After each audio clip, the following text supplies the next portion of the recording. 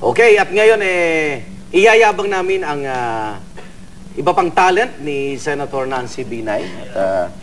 At bihira po ito makita. First time, actually, dito po sa Tunay Binario Glavio, darito po ang ating Gyomi Challenge. Kasama po si Senator Nancy Binay.